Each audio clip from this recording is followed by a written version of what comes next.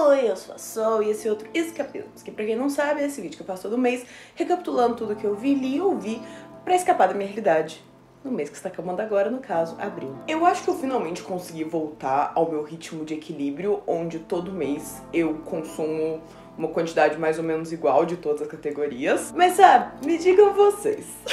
Eu não sei se eu tenho muito o que me prolongar nessa introdução, então vamos começar direto pelos livros. O primeiro livro que eu li esse mês foi The Song of Achilles, da Madeline Miller, ou Canção de Aquiles, o Canto de Aquiles. E eu li esse livro, eu tenho que começar dando essa informação, não fiquem comigo mais um pouquinho. Eu iniciei um clube do livro, eu acho que eu cheguei a mencionar sobre, talvez em um ou dois últimos vídeos, não tenho certeza. E esse é o primeiro livro do nosso clube do livro, então eu já comecei lendo ele com aquele apego emocional de início de algo novo. E no caso, enquanto eu tô gravando esse vídeo, a reunião ainda não aconteceu, então às vezes o que o pessoal vai falar até mude minha opinião sobre o livro. Olá, só da edição aqui, eu nunca fiz esse tipo de inserção, então estamos tentando algo novo pra dizer que eu não consigo terminar de editar esse vídeo porque eu mudei de opinião sobre o livro. Profundamente mudei de opinião. A opinião que eu dou quando eu gravei o vídeo foi a do momento que eu terminei de ler o livro, e hoje eu tô me preparando pra reunião do clube do livro que vai acontecer e eu percebi que eu só não gostei tanto assim do livro, eu tenho muitos defeitos a apontar nele, e talvez isso seja um problema de eu tacar funfando o livro pra falar sobre na reunião. Eu vou tentar fazer vlog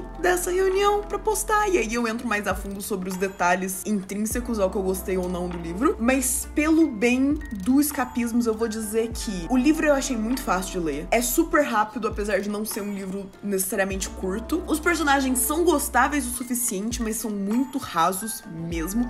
Eu gosto do começo, eu gosto do final, a parte do meio me perdeu um pouco. Eu ainda assim indico a leitura, principalmente se você já sabe a história da Ilíada, porque é mesmo a parte triste, não vai te surpreender tanto assim, mas vai preparado pra passar um pouco de raiva e ficar um pouco, talvez, decepcionado com a percepção dos personagens. O que eu já vou dar aqui também é que eu acho que nesse livro falta um segundo ponto de vista. Eu não tô nem dizendo que precisava ter Aquiles, mas eu acho que a gente tá sempre acompanhando a voz do Patroclus, fez mal pra narrativa e a gente precisava de uma ou mais pessoas pra além dele contando a história. E é isso, de volta ao vídeo normal. Livre, fresca, puramente minha, é que eu gostei.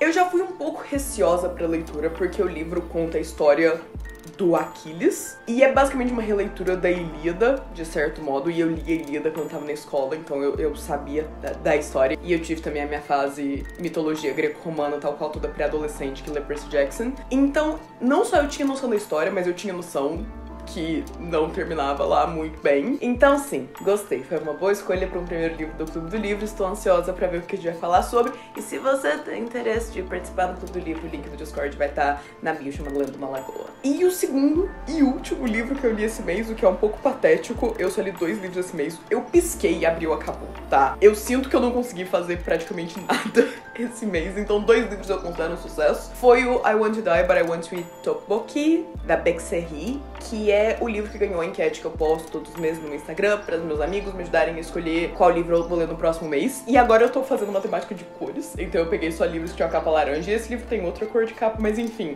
o escolhido foi esse. Eu gostei, entre parênteses, não tenho certeza.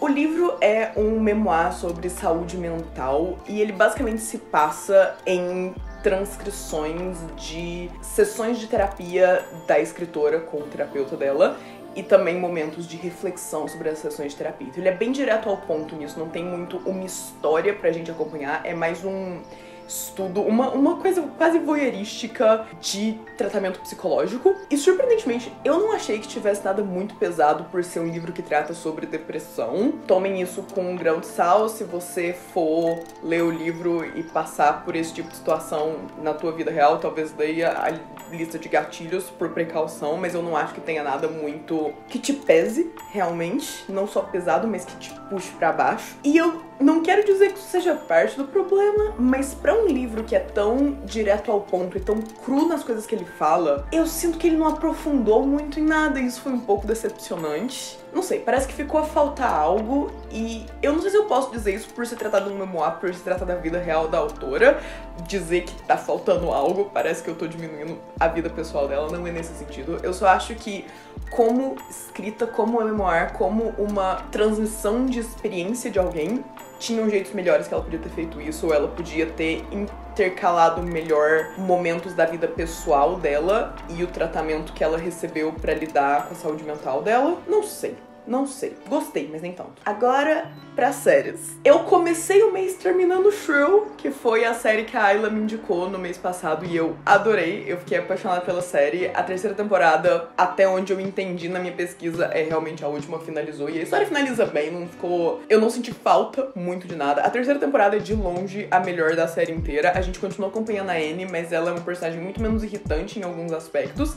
E a terceira temporada foca muito mais nos personagens ao redor dela também, que é uma coisa que eu senti imensa falta nas primeiras 2 temporadas. Eu gosto que focaram na melhor amiga dela, no melhor amigo de trabalho, no chefe. Eu gosto que a gente teve essas outras visões das pessoas ao redor do mundo da Annie. Eu acho que refletiu muito bem o caminho pessoal dela, essa construção, porque as primeiras temporadas são muito ela focada nela própria, e na terceira ela começa, enquanto personagem, a ver as pessoas à volta dela, e a gente, enquanto espectador, consegue ter esse glimpse também. Então eu achei muito inteligente nesse aspecto, achei muito prazeroso o desenrolar. É uma série que me fez sentir bem, é uma série que me fez refletir sobre pequenos aspectozinhos da minha vida de um jeito muito leve e tranquilo. Então segue a indicação se você não foi ver depois da minha recomendação do mês passado. Recomendo novamente esse mês e agradeço novamente a Ayla pela indicação, porque foi uma indicação muito bem dada. Aí eu vi Ghosts, a versão americana, porque existe uma versão britânica também que eu nunca vi, e eu vi a primeira e a segunda temporada. Ghosts é a história desse casal que muda pra uma casa nova, um casarão, e logo que eles se mudam, a Samantha, que é a mulher do casal, cai da escada e bate a cabeça. E no que ela acorda, ela consegue ver fantasmas, ver e se comunicar com eles. E é a casa, o casarão está repleto de fantasmas. E a gente vai acompanhando o Jay e a Samantha, que é esse casal, tentando viver a vida normal deles e ao mesmo tempo lidando com os problemas dos fantasminhas camaradas que agora eles têm. É super gostosa, é super divertida, é super levinho. Os personagens são aquele tipo de personagem estupidamente caricato, mas amável ao mesmo tempo. A atriz que faz a Samantha é a atriz que fazia a iZombie, e eu lamento dizer, demoraram um episódio demais pra eu perceber. E ela é uma ótima atriz, eu gosto muito dela. E pelo bem da total honestidade que eu tento manter aqui entre a gente, eu não terminei a segunda temporada ainda. E eu sei que, como lei, eu sempre digo que eu não falo de séries que eu não terminei a temporada inteira que eu tô vendo. Mas faltam 2 episódios enquanto eu gravo isso pra segunda temporada acabar. E se eu for ser bem honesta, é uma série de comédia, não tem tanta profundidade assim. Qualquer reviravolta que eles possam me jogar nesses 2 últimos episódios não vai ser tão relevante assim pra mudar minha opinião da série, eu acho. Não vai. E foi a série que eu passei mais tempo acompanhando esse mês, porque não só eu vi a primeira temporada, vi o que já tinha lançado a segunda e fui acompanhando o que a segunda vinha sendo lançado, e eu já tô passando por isso desde o mês passado. Eu não queria estender mais um mês, porque eu sinto que depois a série vai ficando mais opaca na minha mente, e eu quero falar sobre ela enquanto ela tá fresca, e faltam só 2 episódios, tá? Me deem essa colher de chá dessa vez. Aí, a seguir, eu vi a primeira e única temporada, porque é uma minissérie Beef, do Netflix, e foi a primeira vez em muito tempo, o que é um pouco triste de se dizer, que eu vi uma produção original do Netflix que eu tenha pensado, isso agrega valor artístico a algo. A série é sobre essas 2 pessoas que não se conhecem e passam por um acidente de road rage, de raiva de estrada, onde eles meio que perseguem um ao outro no carro e, sabe, são só rudes, sem realmente ter qualquer tipo de motivo. E aí a série vai acompanhando a vida particular de cada um deles e a relação dos 2, que não acaba naquele road rage, e vai escalando primeiro muito devagar, tipo, eles começam a se vingar um do outro de jeitos mínimos e constantes e, arrisco dizer, até engraçados. E aí, de repente, escala de uma vez. E eu realmente acho que nada que eu vá te dizer, se você não procurar spoilers, vai te preparar pros últimos 2 episódios dessa série, porque é insano, é insano. Eu gostei muito da atuação, eu gostei muito da progressão, eu vi a série num dia só, que foi o dia que ela saiu, acho que saiu no final de semana, e eu tirei o meu dia pra ver ela. É super rápida de ver e é tranquila, por mais que, sabe, seja sobre pessoas fazendo coisas horríveis, também é sobre humanidade. Ela faz muito bem em humanizar os 2 personagens principais, porque, objetivamente falando, eles são horríveis, eles só fazem coisas terríveis com as pessoas à volta deles durante a série toda, e ainda assim você se pega torcendo por eles, e eu acho isso um feito incrível. Eu vi a primeira temporada de Schmigadoon, o nome é ridículo. Tá saindo a segunda temporada agora, eu nem comecei a ver ela ainda, eu vou esperar ela acabar pra começar, porque as séries são curtas. A primeira temporada acho que tem 6 episódios. E antes de eu dar qualquer informação sobre a série, é uma série musical. Se essa não é o teu forte, se essa não é a tua parada, nem tenta, tá? É sobre esse casal que tá passando por um momento um pouco conturbado do relacionamento deles e vai pra um retiro no meio do mato de casais. E aí eles se perdem na trilha e acabam esbarrando com essa cidade, essa vila, que chama Shmigadum, onde tudo acontece em formato de musical. As pessoas cantam do nada. E eles ficam presos nessa vila. E o único jeito deles saírem delas é eles atravessarem uma ponte com o amor verdadeiro deles. E isso acontece no primeiro episódio. Eles vão tentar atravessar um com o outro e não conseguem sair. Então eles ficam presos lá. É divertida, gostosinha, fácil de ver. As músicas são ok. O elenco é muito bom mesmo. Incríveis cantores. Se você é fã de musicais, em qualquer sentido, você vai reconhecer a maior parte das caras ali, o que eu acho interessante. Mas é bem boba também. E um pouco irritante, porque, sabe, é suposto ser uma sátira de musicais. Então é estúpido. Mas é inofensivo, sabe? Se você curte musicais e quer uma coisa levinha pra ver num dia ou dois, fica a recomendação. Eu terminei de ver Boys Planet e eu considerei se eu colocava isso aqui ou não, porque eu passei raiva o tempo inteiro que eu tava vendo. É outro reality show de K-pop, é isso. É a continuação do Girls Planet que teve ano passado e debutou o Kepler. Agora existe o Boys Planet, que debutou o grupo, vai debutar o grupo que chama ZB1, Zero Base One.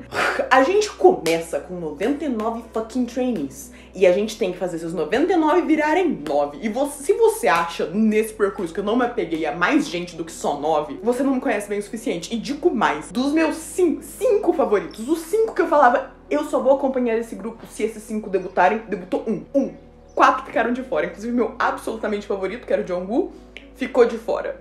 E eu gastei tanto. Os episódios têm, tipo, pelo menos 2 horas cada um, geralmente mais. O último episódio tem 4 fucking horas. Eu gastei tempo demais nessa porcaria e eu não tô reclamando, tá? Eu gosto de reality show de K-pop, eu gosto de derramar todo o meu fangirl ali, eu gosto de torcer por pessoas que eu sei que vão quebrar meu coração. E eu gosto também da experiência de ver isso com amigos. Eu tinha pelo menos outras 2 amigas assistindo junto comigo, então a gente podia falar sobre toda semana conforme saíam os episódios e a gente tava votando pelos nossos favoritos. E a experiência como um todo é sempre divertida pra mim. Eu gosto desse tipo de reality show, mas eu passei tanta raiva com esse. A Mnet é horrível. O editing deles é mau, e não mau no sentido de ruim tecnicamente, mas mal no sentido de é tão bom que é perverso, porque eles te fazem torcer ou desgostar das pessoas dependendo da maneira que eles editam elas, o que é natural em reality shows, mas eu passei raiva, dessa vez eu passei raiva, tá? E pelo efeito de sanar a curiosidade, se alguém mais tiver visto Boys Planet e só quiser saber, os meus 5 favoritos eram o Jungwoo, em primeiro lugar, acima de todos, o Keita, que eu jurava que ia debutar e eu fiquei devastada quando ele não debutou e eu vou continuar acompanhando ele, o Haruto, que eu acho que qualquer grupo que debutar o Haruto vai ser um dos melhores grupos para programas de entretenimento e variety shows, e os 2 Hanbin, o Park Hanbin e o Sang Hanbin, só o Sang Hanbin que debutou no final. O Park Hanbin é um puta de um ace, ele era o favorito de uma das minhas amigas que estava vendo comigo, e eu não entendo como alguém que teve constantemente em primeiro lugar nas apresentações não debutou. E é isso que eu vou falar sobre, eu não vou me estender mais. Aí eu vi, influenciada parcialmente pela internet, eu não sei como o algoritmo me jogou no meio do fandom dessa série, mas eu caí ali quando tava no comecinho ainda e eu fiquei curiosa o suficiente pra ir checar, que foi School Spirits. Eu vi a primeira temporada de School Spirits. E é tão gostosa. É uma série, assim, focada no público adolescente, 100%, sobre essa menina que se torna um fantasma na escola dela, mas ela não se lembra como isso aconteceu. Tá muito barulho de passarinho, né? Eu lamento, sabe? O verão tá chegando, os bichinhos estão na rua, eu não vou impedir eles de cantar. Mas eu posso pelo menos fechar minha janela, pera. Eu tenho perfeita noção que eu devia ter fechado a minha janela antes. O som vai melhorar consideravelmente agora. Eu tive preguiça, essa é a verdade. Enfim, voltando a School Spirits. A série é sobre essa menina que se torna um fantasma na escola onde ela estuda, porque ela morreu nessa escola. Só que ela não se lembra como isso aconteceu. E aí a história é dividida entre o mundo dos vivos, que tem o melhor amigo dela tentando descobrir o que aconteceu com ela, porque ela tá só como desaparecida no mundo dos vivos, e ele, por acaso, consegue ver ela, consegue ver o fantasma dela em alguns pontos específicos da escola. E entre o mundo dos mortos, porque ela não é o único fantasma ali, existem outras pessoas que morreram na escola e se tornaram fantasmas dentro dela.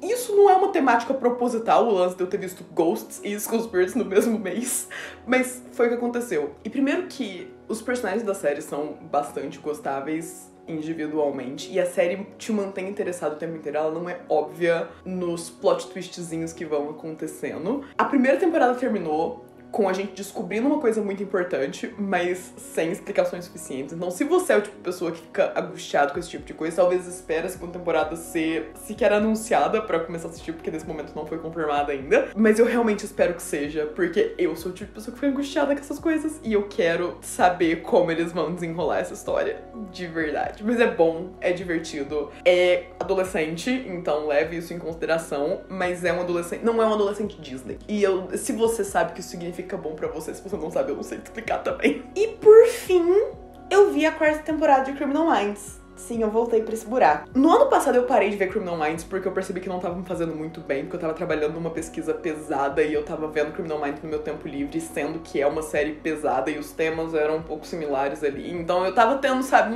não tava descendo legal. E aí eu falei, ok, vamos parar por agora, e depois você volta, e aí eu voltei agora.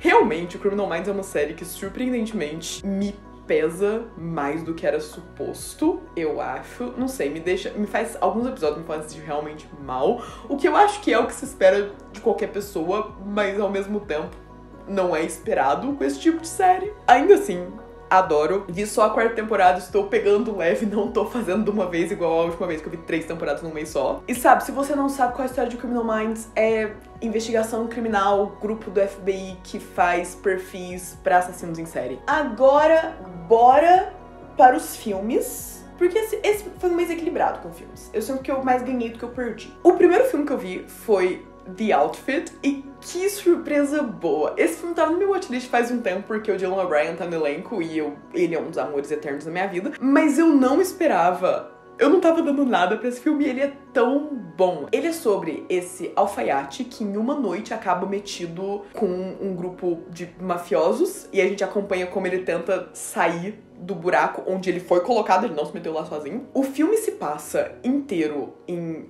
uma noite só, em um só lugar, em um só espaço. Ele seria perfeitamente adaptável pra teatro. Os atores estão muito bons, a história é muito interessante do começo ao fim. Ela é muito simples no que ela é, mas ela é muito bem feita. E é aquele filme que vai te dando plot twistzinhos a cada 20 minutos, mas que não perdem a graça e não deixam de ser interessante. Muito bom, super recomendo, vale a pena. Mas sabe, não é uma grande obra-prima. É só um filme divertido pra você ver quando você quer assistir algo prestando atenção do começo ao fim e se divertindo. Eu achei divertido. Depois eu vi Lamb e ele é tão meh, no pun intended. Eu vou te dar um spoiler, que não é realmente um spoiler pra contar a história, que é, o filme é sobre esse casal que mora numa fazenda afastada de qualquer civilização e um dia eles encontram este bebê que é um híbrido de humano e ovelha e criam pra ser deles, né, criam a bebê. E isso poderia muito bem ser um plot twist, porque isso só nos é mostrado com clareza pra ir na metade do filme, só que toda a promo feita em volta do filme, o cartaz dele, o trailer dele, tudo que foi divulgado do filme antes do filme sair é em volta do fato do bebê ser uma ovelha. Eu até gostei mais do filme do que eu achei que eu fosse gostar. Ele é bem parado, ele não é pra todo mundo, eu tenho perfeita noção disso. O visual dele é bem apagado e mutado e os personagens não são lá nada demais. Mas o final eu acho que compensou muitas partes do filme que eu desgostei. É só esquisito o suficiente pra eu achar o filme como um todo mais interessante por causa do final. E dá pra ver bem. Por mais que ele seja parado, não é nada que te arraste, que você sinta que você tá sendo arrastado pra terminar o filme. Você consegue assistir ele com moderada atenção ali. E é isso que eu tenho a dizer. Eu só queria riscar o filme do meu watchlist. Aí eu vi Riley. É uma comédia romântica muito boa, é das melhores comédias românticas que eu vi em um bom tempo recentes. A base é super clichê, duas pessoas que passaram por términos recentemente acabam se encontrando de maneira inusitada e tentando ajudar um ao outro ali ao longo de alguns poucos dias a superar os próprios términos, ao mesmo tempo que eles estão se conhecendo e estão se metendo em aventuras bobas, casuais, simples. Ele é super engraçado na medida certa, os personagens são super gostáveis, ele atende a vários clichês enquanto ignora vários outros. Eu não sei, se você gosta de comédia romântica, eu não consigo ver como você não gostaria desse filme. Ele é uma comédia romântica perfeita. Ponto. Aí eu vi Kill Boksoon, que...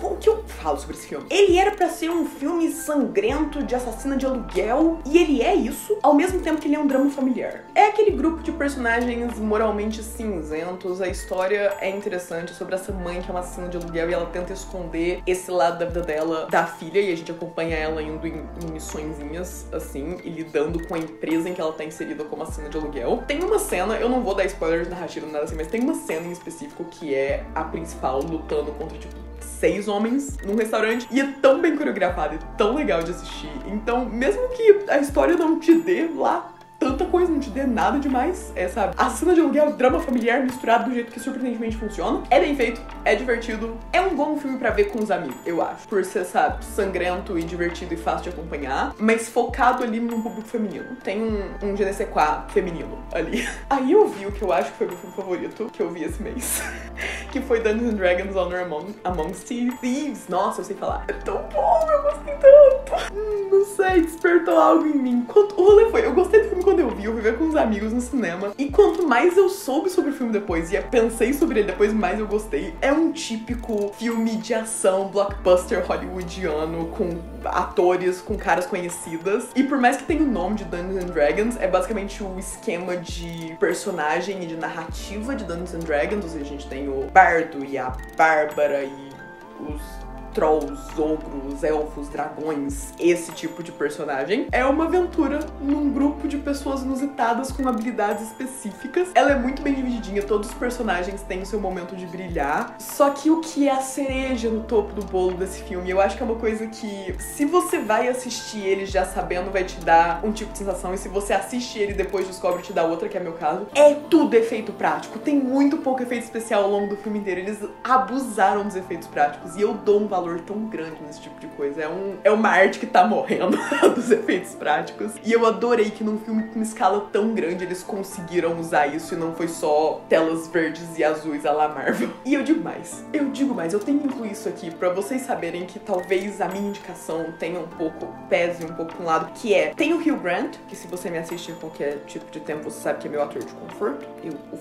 A cara do Hugh Grant me faz feliz e conforta minha alma. E o Hugh Grant faz um vilão bobo caricato tal qual que ele faz em Paddington. A gente precisa de mais disso. Eu preciso que ele se torne esse estereótipo de ator. Me faz tão feliz. Eu amei. Aí numa mudança de tom drástico, eu revi Carandiru. Eu vi Carandiru quando eu tava na escola, quando eu era adolescente. E tendo revisto agora, me surpreende que a escola tenha permitido que minha professora passasse esse filme. E me faz feliz também. O filme é baseado no livro do Drauzio Varela, de quando ele trabalhava em Carandiru, e sobre a tragédia /revolta /massacre de Carandiru, que era essa cadeia, acho que era a maior cadeia da América Latina. E o filme é muito bom, mesmo muito bom. Wagner Moura, você sempre será famoso. Mas é bem pesado também, aborda muitos tópicos interessantes, os personagens e os atores estão muito bem. Eu não tenho muito o que falar, é um desses filmes brasileiros que eu sinto que todo brasileiro que gosta de cinema, eventualmente vai ter que ver. E eu revi num dia que me deu vontade aleatória de rever. Assisti Inside e eu gostei mais do que eu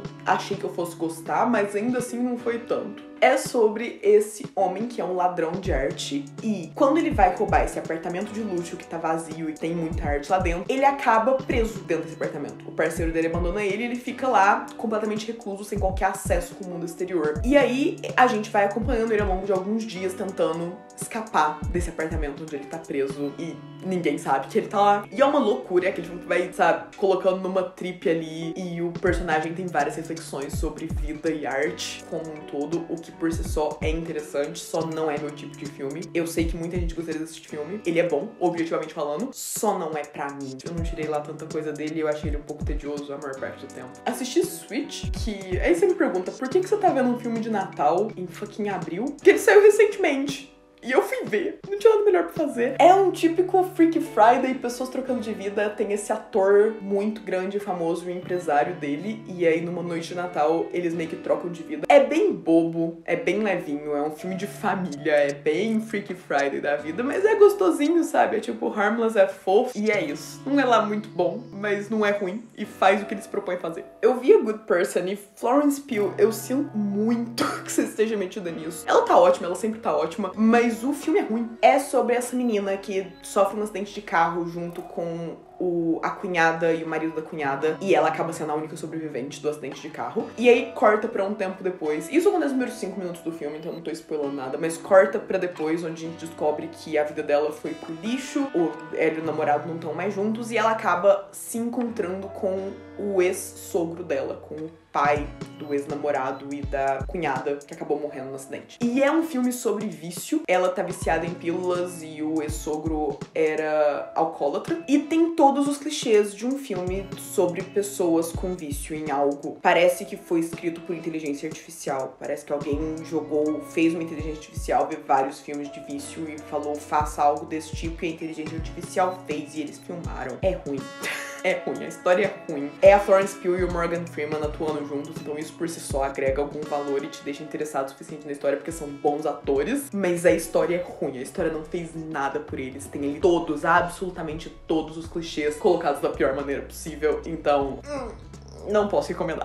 Aí eu vi Chaos Walking e era pra esse filme ser bom. Ele não é, ele é muito ruim, mas era pra ele ser bom. Ele é baseado em livros, eu só fui descobrir isso depois de ter assistido o filme, então eu acho que são livros que me seriam interessantes de ler. Eu acho que a história é muito legal, e depois eu fui descobrir também que esse filme foi um daqueles filmes que foi anunciado, sabe, 15 anos atrás, e só demorou horrores pra ser feito. Mudou de produtoras várias vezes, mudou de atores principais várias vezes, e eventualmente saiu e foi ruim, provavelmente por causa do... não sei por que foi tão ruim quanto foi, mas é ruim. É sobre esse mundo fora da Terra, e a gente tá acompanhando esse rapaz que vive numa vila onde ele é o único jovem numa vila de homens velhos. E esse mundo tem uma particularidade onde o pensamento dos homens é ouvido em voz alta, tudo que você pensa é jogado pra fora da sua cabeça. Tem uma nuvenzinha que as pessoas podem ouvir esse barulho. E tem pessoas que sabem controlar melhor esse barulho, tem pessoas que não sabem controlar nada e absolutamente tudo que eles pensam é transmitido pra fora. E isso só afeta os homens. E aí a gente vai acompanhar esse menino quando pousa uma nave de humanos também, vindos da Terra, nesse novo mundo, e aparece uma menina. E a gente acompanha a partir daí, eu não vou spoiler mais do que isso. É uma aventura sci-fi teen que super encaixaria ali no auge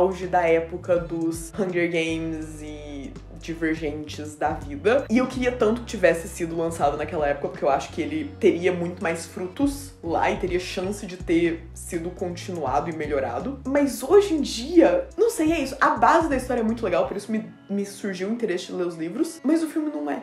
E é só triste. Depois eu assisti 28 Days Later, e lembra lá no começo de 2020, quando tava absolutamente todo mundo vendo e descobrindo esse filme? Então, eu escapei daquela hype, mas eu tava com vontade de ver um terrorzinho que eu sabia que eu ia gostar, e eu tinha noção que esse encaixava bem no meu gosto. E eu também sabia que esse filme tinha o Cillian Murphy, e eu gosto do Cillian Murphy. A história é: rapaz acorda num hospital e o mundo está destruído, pois existe este vírus que transforma as pessoas em zumbis, apesar deles nunca usarem zumbis, é meio que um ataque de raiva que as pessoas têm. E ele tem que se adaptar nesse meio bem tipo sobreviventes pós-apocalíptico, blá blá blá. O filme é do início dos anos 2000 e nota-se, visualmente nota-se. E ele também, se você tá acostumado com filmes desse gênero, pós-apocalíptico, zumbis, etc., os humanos são os verdadeiros vilões. Ele parece um grandíssimo de um clichê, mas não é que ele é um clichê, é que ele é o predecessor de tantos filmes parecidos, filmes e séries parecidos que surgiram nos próximos 20 anos depois dele. Então, sabe, ele é muito, muito, muito bom pra época que ele é, mas hoje em dia acho que ele não se segurou tão bem. Apesar disso, é divertido de ver. Você ainda vê ele super bem, é interessante de acompanhar a história dos personagens, tem os altos e baixos, você se apega a pessoas, perde elas logo em seguidas, e eu acho que isso num filme é sempre mais difícil de fazer, porque você não tem tanto tempo assim com os personagens, e esse faz muito bem. Então,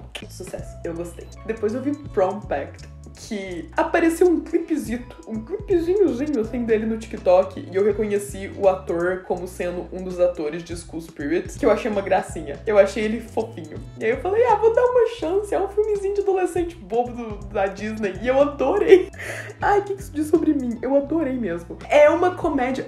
Eu sei porque eu adorei. É uma comédia romântica que tá constantemente referenciando como forma de piada outras comédias românticas dos anos 80 e informação gratuita sobre mim. O que me fez querer estudar cinema foram comédias românticas dos anos 80. O John Hughes é um dos amores da minha vida. Todas elas envelheceram ridiculamente mal. Ainda assim, elas guardam um espaço no meu coração. E esse filme tira muito sarro das comédias românticas dos anos 80, constantemente referenciando elas. Então aquele negócio, quando eles referenciavam no meu, eu ficava, eu entendi essa referência. E isso me faz sentir bem sobre mim mesma. E aí, o outro aspecto desse filme que me fez gostar tanto dele é a gente precisa de mais filmes com amizades entre meninos e meninas completamente platônicos. O filme é sobre esse casal de amigos que são amigos desde sempre, e ela está obcecada com entrar na universidade, e ele está obcecado com encontrar amor. Os dois têm interesses românticos separados, e a gente acompanha separadamente os interesses românticos deles, mas é uma história de amizade entre os dois, muito fofo, muito gostoso de ver, muito fácil de ver, pra um público adolescente, 100%, eu tenho noção disso, mas às vezes eu tenho que alimentar minha adolescente interior, e esse me deixou de barriguinha cheia. Vi Together, e eu juro que não foi proposital essa temática, mas é outro filme sobre amizades entre homens e mulheres platônicas, e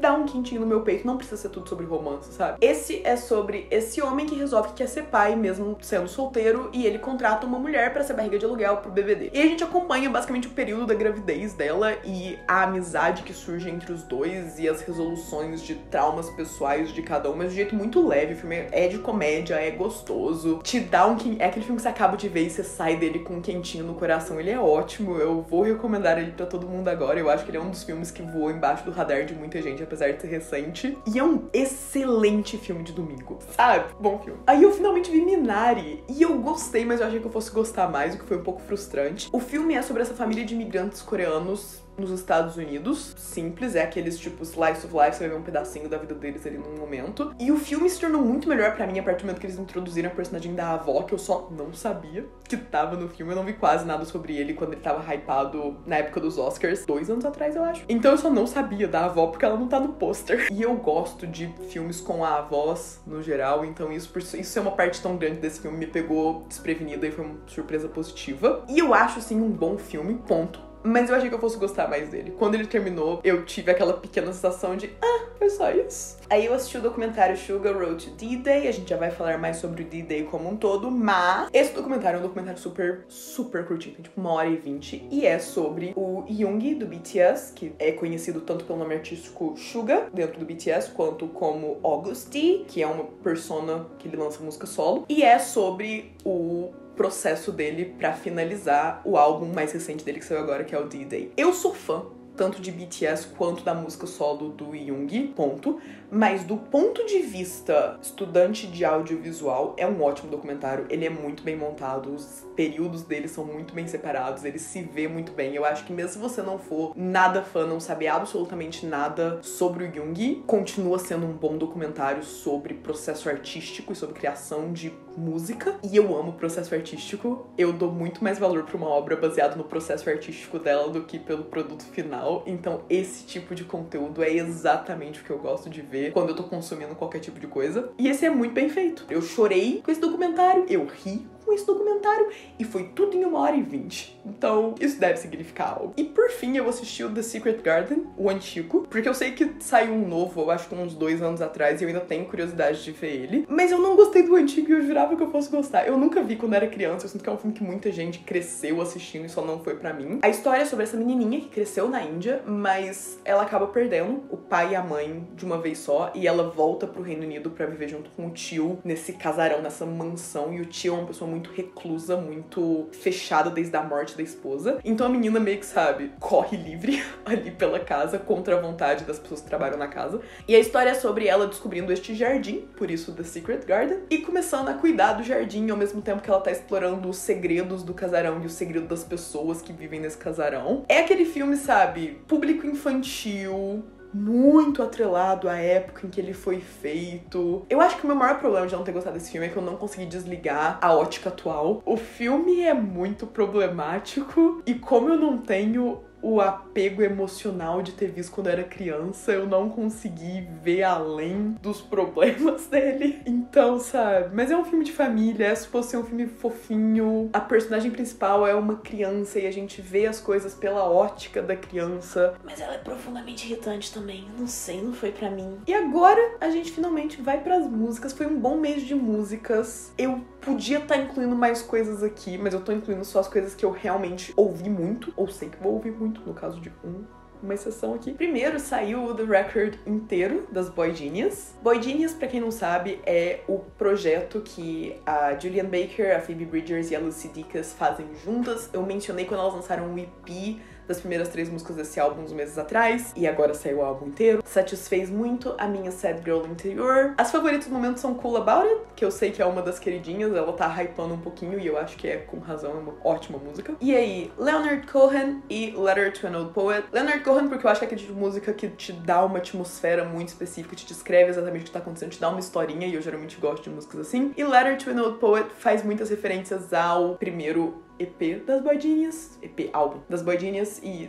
eu também gosto de obras que são autorreferenciativa, self-referential. Isso aí. Depois, a Laufey, escrito desse jeito. O nome dela se escreve assim, mas a pronúncia é Laufey. Lançou o A Night at the Symphony, que é basicamente a gravação ao vivo dela acompanhada de uma orquestra das músicas dela do Everything I Know About Love do ano passado, que eu gosto muito também, mas eu sinto que não foi um álbum que eu, em algum momento, desde que ele saiu, ouvi de uma vez. Foi sempre, coloquei uma música na minha playlist, fiquei obcecada com a música. Coloquei outra música na minha playlist. E isso vem acontecendo desde que o álbum existe. E agora, com o A Night at the Symphony, eu parei e ouvi tudo de uma vez. E que bom que eu fiz isso. É lindo. Eu adoro a voz da Laufey. É aquela voz atemporal que puxa pra velha Hollywood dos anos 50. Tem glitter. É dourada.